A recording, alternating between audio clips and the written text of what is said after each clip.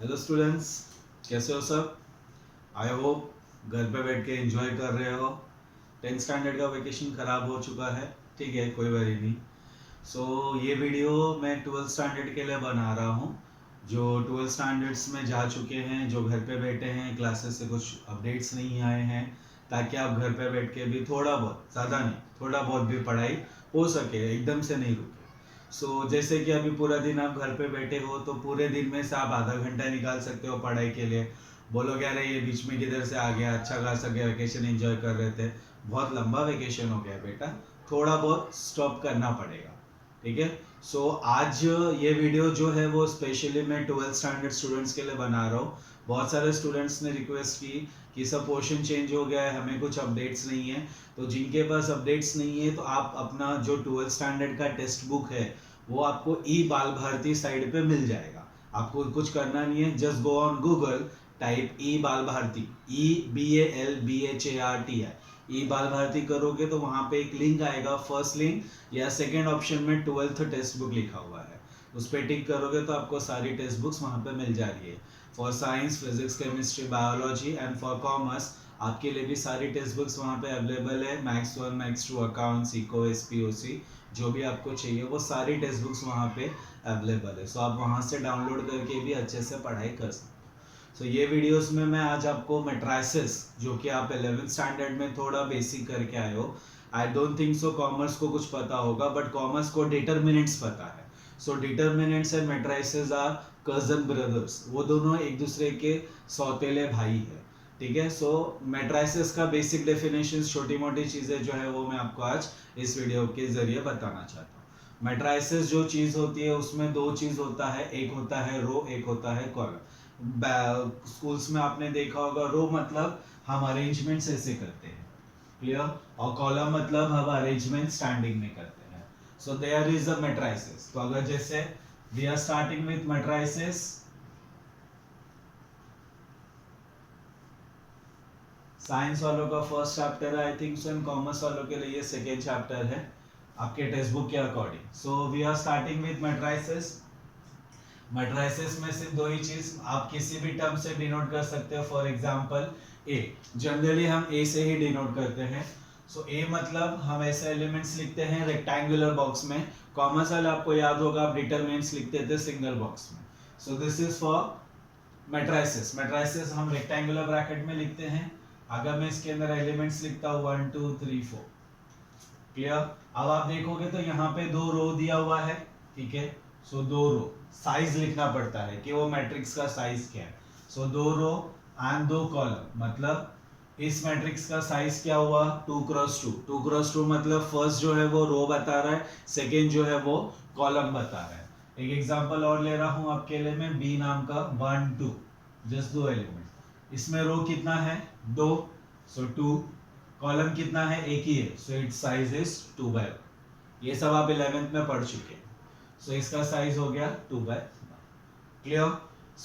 ये टाइप है मैट्रिसेस लिखने का। एक और ले लेते हैं हम लोग, बड़ा एलिमेंट ले रहा हूं मैं, 1 2 3 4 5 6 7 8 9। as you can see there are 3 rows and 3 columns, its size is 3/3। ये बेसिक थिंग था जो आपको याद रखना है। मैट्राइसेस जनरली आप टेक्स्ट बुक्स में देखोगे तो उसमें ऐसे लिखा हुआ है AIJ M×N। आई जॉय मतलब वो आपको रो और कॉलम का प्लेस बता रहा है। जैसे अगर इस मैट्रिक्स में मैं आपको पूछूं सेकेंड रो थर्ड कॉलम पे कौन सा एलिमेंट है, तो सेकेंड रो इधर है, थर्ड कॉलम यहाँ पे है, तो ये रहा वो एलिमेंट। इस एलिमेंट का पोजीशन है A11। 11 मतलब फर्स्ट रो फर्स्ट कॉलम। उसके बाजू में जाओगे तो A12, first row second column. उसके बाजू में जाओगे 1 3। अब नीचे जाओगे तो सेकेंड रो हो गया और फर्स्ट कॉलम, तो A21, A22 and so on. आप ऐसे नाम लिखते सकते हो। ये AIJ ये एलिमेंट्स डिक्लेयर करता है, और M×N जो है वो आपको डिक्लेयर करता है कि वो मैट्रिक्स का साइज क्या है। I hope this much is clear, आप 11th में भी पढ़ चुके हो। इसी के बेसिस पे कुछ टाइप्स बने हैं मैट्राइसेस के, जैसे कि as you know first type, जो फर्स्ट टाइप होगा वो है आपका रो मैट्रिक्स, ठीक है। अब रो मैट्रिक्स मतलब क्या? ऐसा मैट्रिक्स जिसका साइज, जिसमें सिर्फ एक रो होता है। Am I clear? मतलब ए एलिमेंट ले लो, इसमें सिर्फ एक रो होगा, कॉलम कितने भी होने दो, एक ही रो है ना, कॉलम कितने भी रहने दो, कॉलम से मतलब नहीं है, हमें काम किससे है? रो से। Clear? Wait a minute.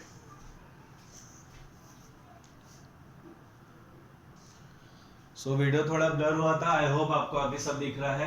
So row matrix हम उसको बोलते हैं जिसमें सिर्फ एक रो होता है, कॉलम कितना भी रहने दो, कॉलम से हमको कुछ लेना देना नहीं है। Second thing is known as column matrix. नाम से ही समझ सकते हो, अगर रो मैट्रिक्स में सिर्फ एक रो होता है तो कॉलम मैट्रिक्स में सिर्फ एक कॉलम होगा, रो कितना भी रहने दो, 1 2 3, 3 रो है ना, कॉलम तो एक ही है, तो इसलिए इसको क्या बोलते हैं? Column matrix. समझा यहां तक? Next matrix is your zero matrix. नाम से ही समझ जाओ, इसमें साइज मैटर नहीं करता, आपके पास जो भी एलिमेंट है सब जीरो रहने वाला है। क्लियर? इसको बोलते हैं zero matrix. Remember. Next square matrix. अब स्क्वायर मैट्रिक्स नाम से ही समझ जाओ, स्क्वायर मतलब क्या? स्क्वायर का शेप का साइज क्या होता है?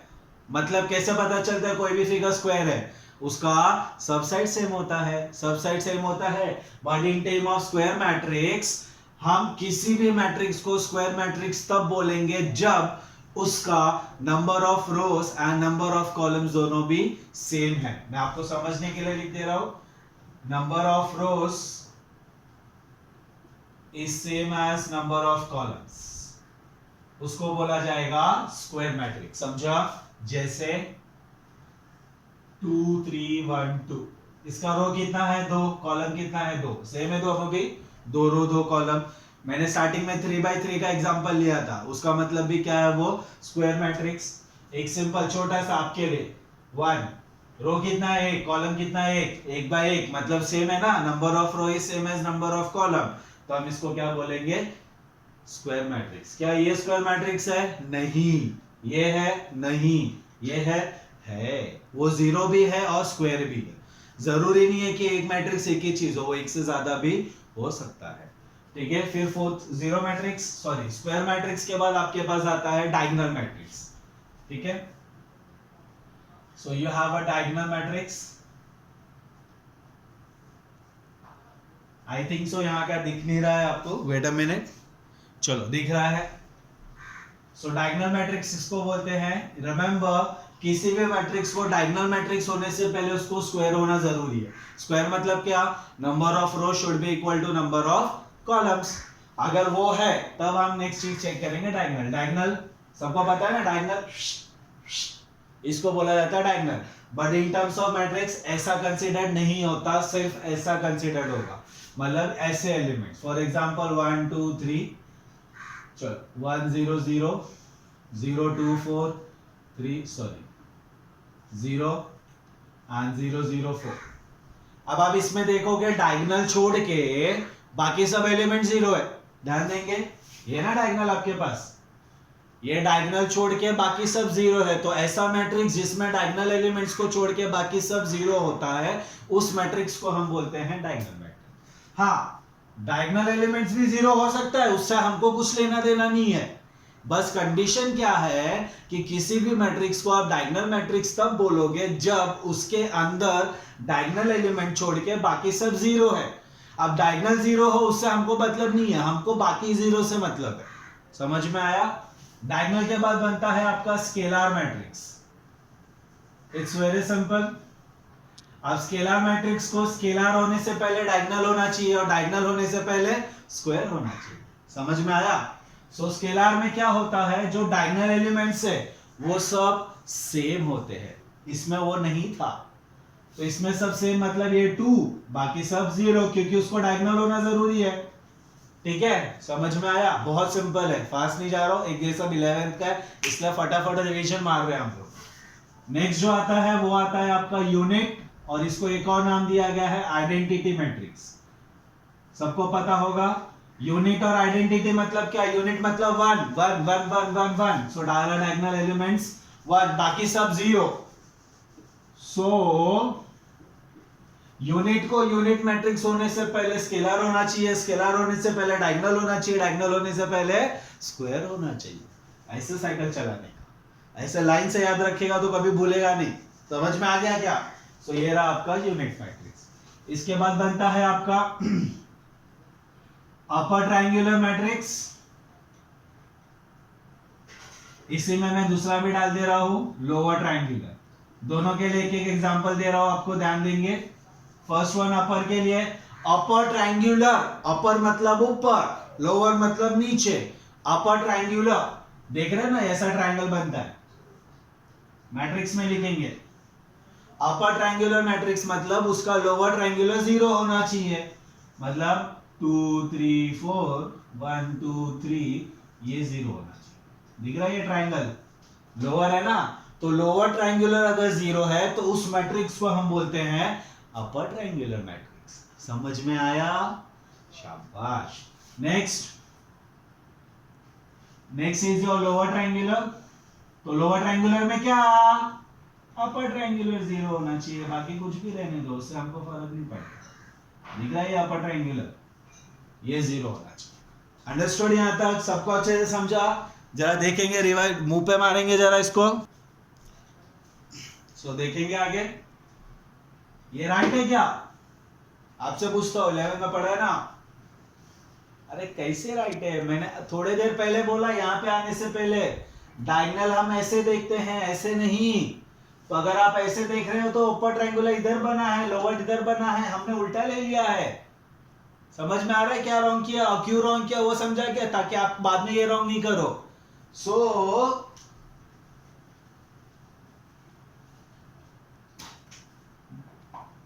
डायगोनल ऐसा बनेगा, तो पहला में अपर ट्रायंगुलर मतलब लोअर ट्रायंगुलर जीरो रहेगा, ये तीन एलिमेंट्स, बाकी कुछ भी रहने तो उससे हमें फर्क नहीं पड़ता।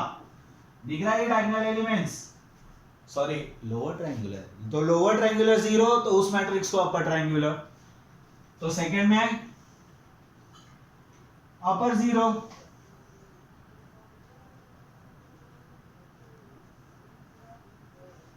समझ में आया? क्यों रॉन्ग किया था वो समझा क्या? आपको समझाने के लिए कि आप मिस्टेक नहीं, डायगोनल हमेशा ऐसे देखा जाएगा, ऐसे नहीं। समझ में आ गया? पक्का?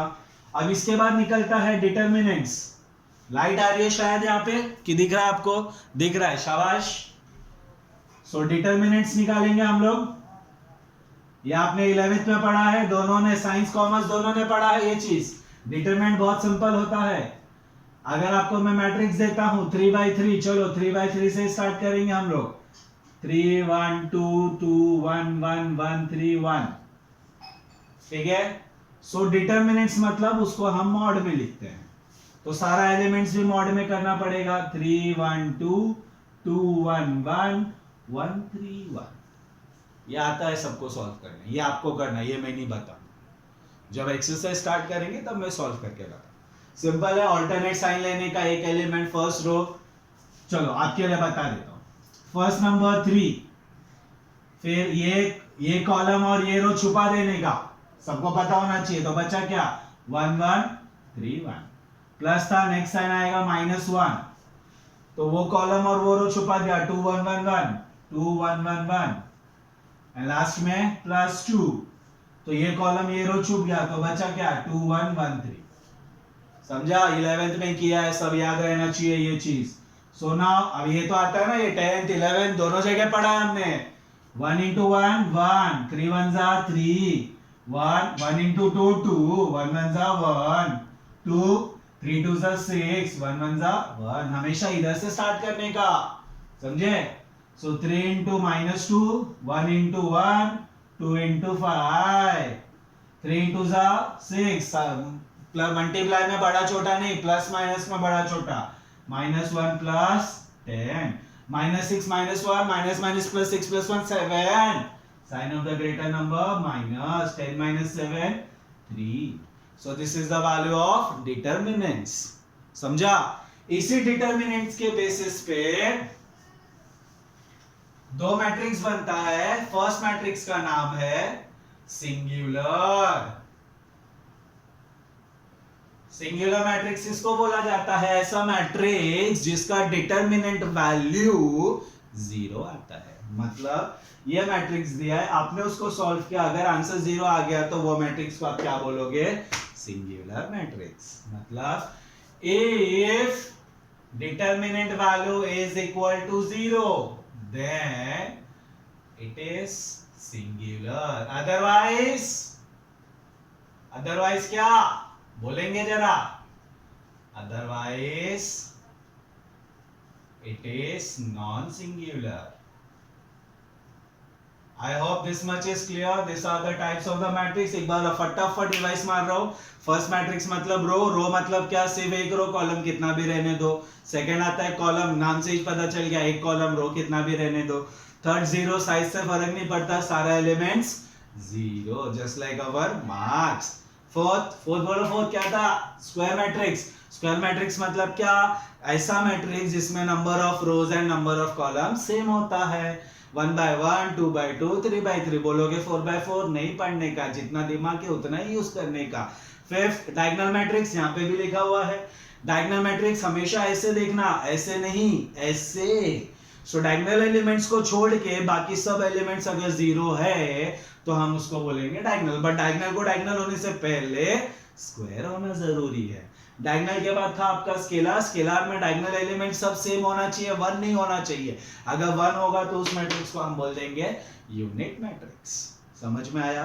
Next was upper triangular and lower triangular matrix. ऐसा मैं अपर उसको बोलेंगे जिसमें लोअर एलिमेंट 0 होता है, लोअर ट्रायंगुलर उसको बोलेंगे जिसमें अपर ट्रायंगुलर एलिमेंट 0 होता है। Next is your determinant. Determinant निकालने के लिए जो आप 11th स्टैंडर्ड में पढ़ के आए हो वही चीज करनी है, सॉल्व करो। इसी के बेस पे दो मैट्रिक्स नया बनता है, singular and non singular. Singular मतलब अगर डिटरमिनेंट वैल्यू 0 आता है तो वो सिंगुलर, 0 नहीं आता है तो it is non singular matrix. So this was the basic introduction of your matrices. तो साइंस वालों का ये बहुत अच्छे से हो चुका है। I don't think so common square, but still मैंने जितना हो सके कवर किया। इट्स वेरी इजी, आप पढ़ने जाओगे बहुत अच्छी चीज। क्लियर? सो फर्स्ट वीडियो है, स्टार्ट किया है इसलिए मैं छोटा ही डाला हूं, ज्यादा हेडेक नहीं लेने का, आराम से पढ़ाई करने का, टेंशन बिल्कुल भी नहीं लेने का। And remember always one thing, maths में सब कुछ सामने होता है, सिर्फ देखने के लिए नजर चाहिए। Okay, so do revisions. कुछ डाउट्स होंगे तो we will see to it how to solve. Till then bye, take care, और प्लीज घर में ही रहो, ज्यादा बाहर मत निकलो। Okay, bye.